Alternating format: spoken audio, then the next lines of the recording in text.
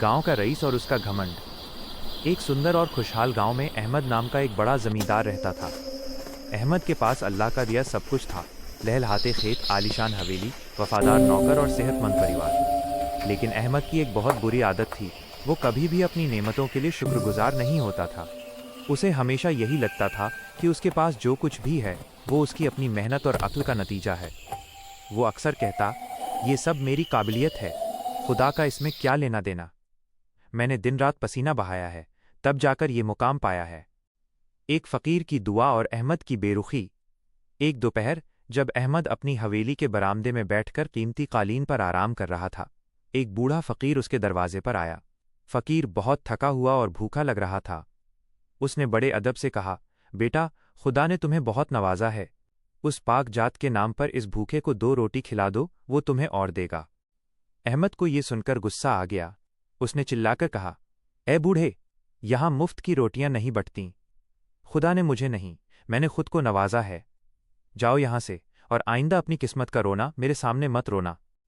फ़कीर ने ठंडी आह भरी और कहा, अहमद, याद रखना, जो जात देना जानती है वो छीनना भी जानती है। शुक्रगुजारी इंसान को ऊंचा उठाती है और नाशुक्रगुजारी उसे मिट्टी में मिला देती है। वक्त का पहिया घूमा। अहमद ने फ़कीर की बातों का मजाक उड़ाया और उसे धक्के देकर निकलवा दिया। कुछ साल बीते, अहमद का घमंड बढ़ता गया। फिर अचानक कुदरत का खेल शुरू हुआ। उस साल गांव में भीषण सूखा पड़ा। अहमद की ज़मीनें, जो कभी सोना उगलती थीं, बंजर होने लगीं। कुएं सूख गए और मवेशी मरने लगे। अहमद ने सोचा कि उसके पास बहुत धन जमा है, वो बुरा वक्त निकाल लेगा। लेकिन मुसीबतें अकेले नहीं आतीं। उसकी गोदामों में आग लग गई और सारा अनाज राख हो गया। जिस व्यापार में उसने पैसा लगाया था, वहां उसे भारी घाटा हुआ। धीरे धीरे उसकी हवेली बिक गई, नौकर साथ छोड़ गए और अहमद सड़क पर आ गया। दर दर की ठोकरें। अहमद, जो कभी दूसरों को दुत्कारता था, अब खुद दाने दाने को तरसने लगा। उसके रिश्तेदार और दोस्त, जो कभी उसकी चापलूसी करते थे, अब उसे पहचानते भी नहीं थे। भूख और प्यास ने अहमद का शरीर सुखा दिया था। एक दिन वो उसी रास्ते से गुजर रहा था जहां से उसने उस फकीर को निकाला था।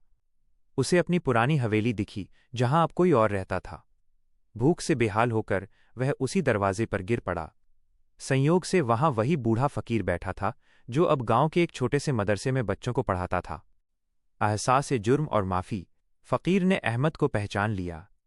उसने फौरन अहमद को पानी पिलाया और खाना खिलाया। अहमद की आंखों से आंसू बहने लगे। उसने रोते हुए कहा, बाबा, आपने सच कहा था। मैंने अपनी नेमतों की कद्र नहीं की। मैं नाशुक्रगुजार रहा और आज खुदा ने मुझे मेरी औकात दिखा दी। फ़कीर ने उसके सिर पर हाथ रखा और कहा, बेटा, तौबा का दरवाज़ा हमेशा खुला रहता है। नाशुक्रगुजारी का बदला सिर्फ बर्बादी नहीं होता, बल्कि वो एक मौका होता है ये समझने का कि हम खुदा के बिना कुछ भी नहीं हैं। अब जब तुम जान गए हो कि सब कुछ उसी का है, तो अब से शुक्रगुजारी को अपना हथियार बनाओ। कहानी का मुख्य संदेश, द मॉरल। एक, शुक्रगुजारी में बरकत है। जो इंसान खुदा की दी हुई छोटी छोटी चीज़ों पर अल्हम्दुलिल्लाह कहता है, खुदा उसे और नवाजता है। 2, घमंड का सिर नीचा। दौलत, शोहरत और ताकत कभी भी स्थायी नहीं होती। इन पर घमंड करना बेवकूफ़ी है। 3, इंसानियत सबसे ऊपर। गरीबों और ज़रूरतमंदों की मदद करना ही असल इबादत है। किसी का दिल दुखाना अपनी बर्बादी को दावत देना है। 4, वक्त की गर्दिश। वक्त कभी एक जैसा नहीं रहता। आज आप देने वाले हाथ हैं तो कल लेने वाले भी हो सकते हैं। निष्कर्ष, नाशुक्रगुजारी का बदला हमें सिखाता है कि हम अपनी जिंदगी में मौजूद खुशियों को गारंटेड न समझें। चाहे वो हमारी सेहत हो, परिवार हो या 2 वक्त की रोटी, हर चीज़ खुदा का तोहफा है। जब हम नाशुक्रगुजारी करते हैं तो हम उस जरिया सोर्स को भूल जाते हैं जिसने हमें ये सब दिया, और यहीं से हमारे पतन की शुरुआत होती है। क्या आप चाहते हैं कि मैं इस कहानी को और विस्तार दूं या इसके किसी खास हिस्से पर आधारित कोई और स्क्रिप्ट तैयार करूं?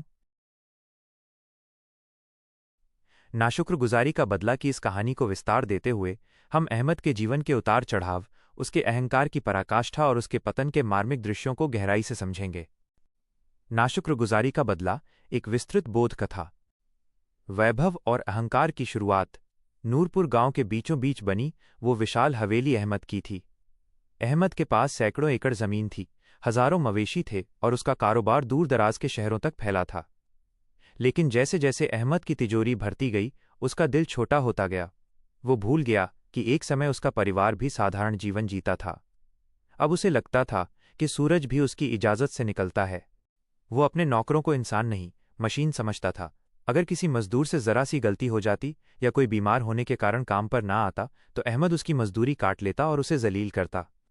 उसके मुंशी अक्सर उसे समझाते, अहमद साहब, अल्लाह ने आपको बहुत दिया है, थोड़ा रहम दिल बनिए। तो अहमद हंसकर जवाब देता, अल्लाह ने नहीं मुंशी जी, मेरी अक्ल और इस दिमाग ने दिया है। जिसे तुम रहम कहते हो वो कमज़ोरों का सहारा है। बुजुर्ग फ़कीर और वो मनहूस दोपहर। एक तपती दोपहरी में अहमद अपनी हवेली के ठंडे बरामदे में बैठकर अंगूर खा रहा था। तभी एक बूढ़ा फ़कीर जिसके कपड़े फटे हुए थे और पैरों में छाले थे, उसके दरवाजे पर आकर रुक गया। फ़कीर ने बहुत ही धीमी आवाज़ में कहा, बेटा, 3 दिन से पेट में अन्न का दाना नहीं गया है। तेरी हवेली से पकवानों की खुशबू आ रही है।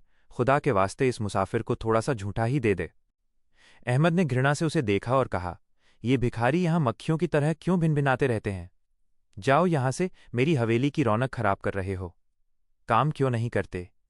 फ़कीर ने कांपती आवाज़ में कहा, बेटा, बुढ़ापा और बीमारी ने लाचार कर दिया है, वरना कभी मैं भी देने वाला हाथ था। अहमद का अहंकार भड़क उठा। उसने अपने दरबान से कहा, इसे धक्के देकर गांव की सीमा से बाहर निकालो। इसे समझा दो कि अहमद के दरवाजे पर सिर्फ अमीर और काबिल लोग आते हैं, मांगते नहीं।